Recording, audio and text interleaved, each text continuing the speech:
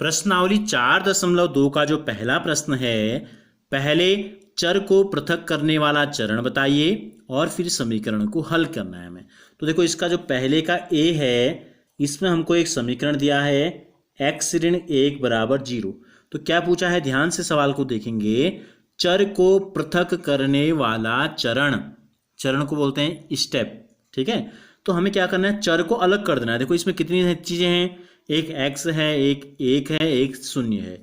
तो x जो है चर है, यानी कि ऐसी राशि जिसका मान परिवर्तनशील होता है।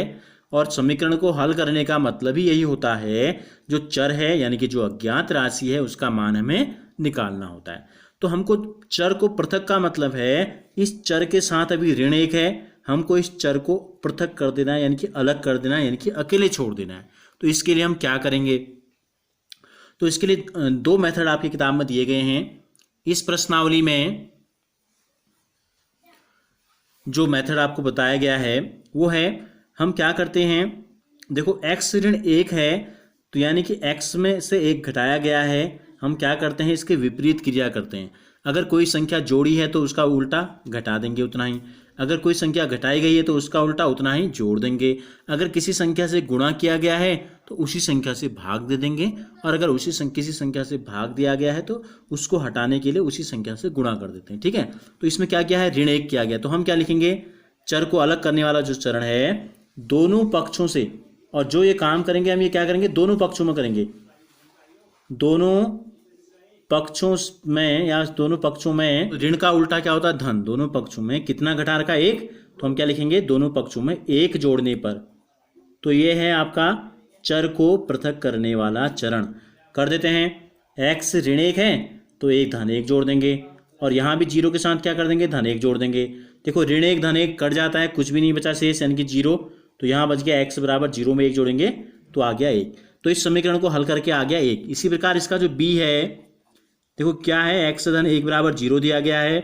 तो इसके चर को पृथक करने के लिए हमें क्या करना पड़ेगा, 1 जोड़ा है तो दोनों पक्षों से हम जोड़ने का उल्टा क्या होता है, घटाना। तो दोनों पक्षों से, दोनों पक्षों में 1 घटाने पर, और जो संक्रिया हम करेंगे इसे हमें दोनों पक्षों पे करना है ताकि समीकरण के मान में कोई भी परिवर्तन ना आए।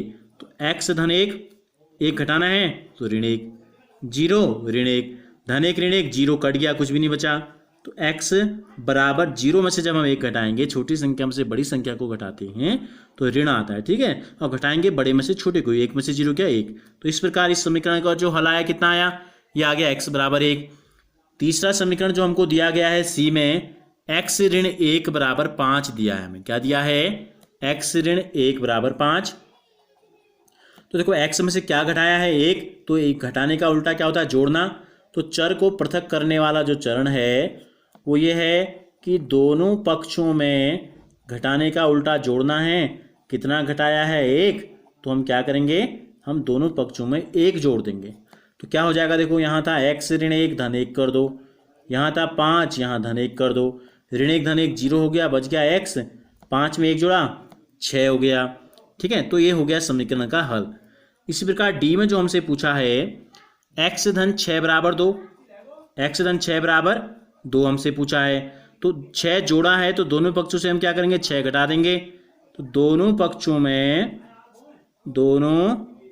पक्षों में 6 घटाने पर कितना घटाएंगे, 6 घटा देंगे। तो ये हो गया x धन 6, यहाँ भी 6 घटा दिया, 2 में से भी 6 घटा दिया, 6 में से 6 गया 0, तो बच गया केवल x।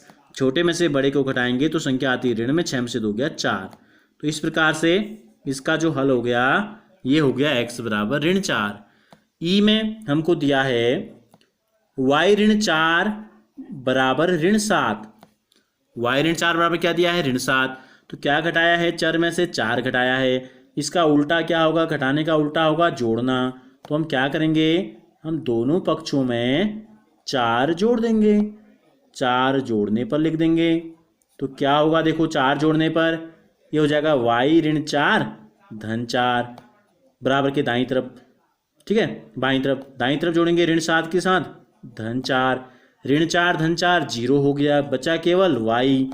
एक संख्या धन में है, एक संख्या ऋण में है, तो हमने आपको पहले भी बताया है क्या करते हैं, घटा देते हैं बड़े में से छोटे को। 7 में से 4 गया 3, और बड़े के आगे जो चिन्ह होगा वही उत्तर के आगे भी आ जाएगा।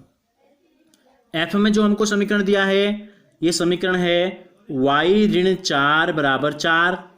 देखो क्या किया है, y के साथ 4 घटाया है, तो हम क्या करेंगे, दोनों पक्षों में घटाने का उल्टा क्या होता है, जोड़ना।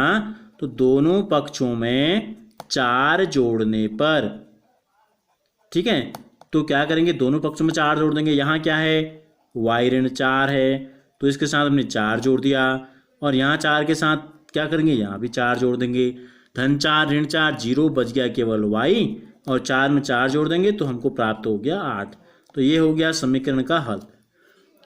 जी में जो हमको दिया गया है, हमको दिया गया है एक समीकरण y धन 4 बराबर 4, ठीक है, y धन 4 बराबर 4 जोड़ा है, तो क्या करेंगे, उल्टा क्या होगा, 4 घटाना। तो हम दोनों पक्षों से 4 घटाने पर, चर को पृथक करने वाला जो चरण है, दोनों पक्षों में 4 घटाने पर चर अकेले हो जाएगा, ठीक है, पृथक हो जाएगा। तो y धन 4 घटाने का मतलब ऋण है, और यहाँ 4 में से 4 यहाँ भी हम घटा देंगे, तो 4 में से 4 कट गया, कुछ भी नहीं बचा, तो बच गया केवल और केवल चर यानी कि y, और यहाँ 4 में से 4 गया 0। तो ये हो गया इस समीकरण का हल, भी हमको करते जाना है। अब अंतिम जो समीकरण दिया गया है h में, वो दिया है y धन 4 बराबर ऋण 4। अब देखो y के साथ क्या जोड़ा है, 4 जोड़ रखा है, तो हम y को अकेले छोड़ने के लिए यानी कि चर को पृथक करने के लिए हम क्या करेंगे, हम दोनों पक्षों में 4 जोड़ा है तो हम 4 घटा देंगे। 4 घटाने पर तो क्या प्राप्त हो जाएगा, y धन 4 ऋण 4, ऋण 4 घटाना है तो ऋण 4 और हमने लिख दिया, धन 4 ऋण 4 0 हो गया। तो y का जो मान आ गया ये आ गया।